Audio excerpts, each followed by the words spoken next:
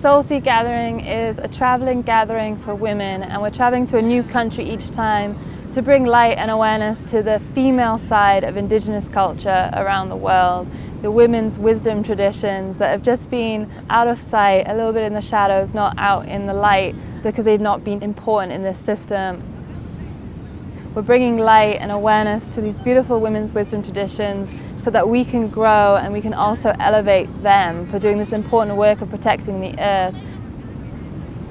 With this recent gathering, we've been in Colombia and we've been able to learn from the Kogi and the Wayu women. The Wayu are these strong women who are still the leaders of the household. They're earning the money, the name is getting passed down to the children, and they're embodying this beautiful strength and resilience that it's taken to still hold space on a land. And the Kogi are these beautiful, wise people who have been holding such sacred space in the Sierra Nevada de Santa Marta where we are. And for so long while I was researching, all I was learning about was the men, the mamos, the spiritual leaders, and the women weren't so important in the society or the culture that the men were holding this position and the women were there in the household and with the children. What I'm learning again and again and again, that there's medicine women everywhere you go in the world. You just have to look a little bit deeper. And here we had the beautiful opportunity to learn from Haba Teresa, Milena, Haba Josefina, Carolina, and to share their wisdom through this embodied way, which is beyond the intellect. We can do all the research that we want to share this knowledge that's still in existence of the way things are, the way things have been.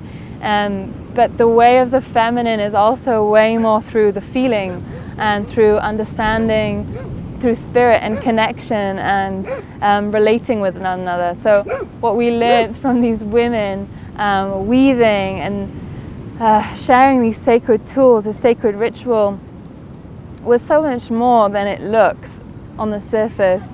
The strength of these women, the ability to say no, to hold space, to just like deflect our questions because we're missing the point when we're asking for more.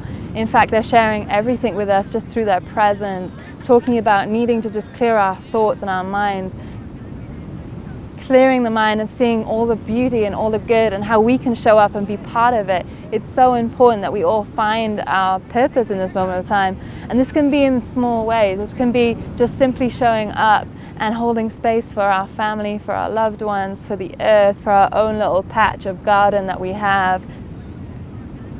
When we've had this privilege of sitting with these women and just being in their presence, it's greater than we can even begin to imagine. We've set something in motion here which is so powerful because it's changing the very fabric of their society, of the way they live. It's a huge responsibility to shine light to these people, but also needed because they are protecting our earth. And we need their help, we need their wisdom, we need their perspective. We need to reintegrate this way of connection, this way of community, this way of finding beauty in the slow rhythm, the slow, mundane, small things, finding this way of clearing our thoughts and connecting to beauty as women, which is our bleeding cycles. This huge disconnect we've grown up with, denying this natural way of being, this natural way of life. There's so much to still learn, to travel the world, to meet these cultures in a real, authentic way. Joining in this gathering, we all have the opportunity to share something. So immediately we create a space of equality. We create this sense that we are all worthy of sharing something beautiful that we have learned, that we have knowledge that we've gained. So it's not just this experience that we come to this land and to this gathering, but we really go home and we start to show up differently in the workplace, in relationships, with our families. I hope to continue learning wherever we go and inviting all of you to come join us because we can't do it alone. We can keep showing up and uncovering this research that has been hidden and destroyed, but we need to gather in real life. We need to learn from one another. We need to rise up. We need to connect. We need to understand who we are and see how we can support one another as women. This is the time. This is the time to do it. It hasn't been safe for a long, long time to do it. But there's enough of us now with these movements of rising. And we need to reclaim some of our ancestry also. We need to look to the past and what wasn't told to us so that feminism isn't this new thing, it isn't this new sense of who we can be as women.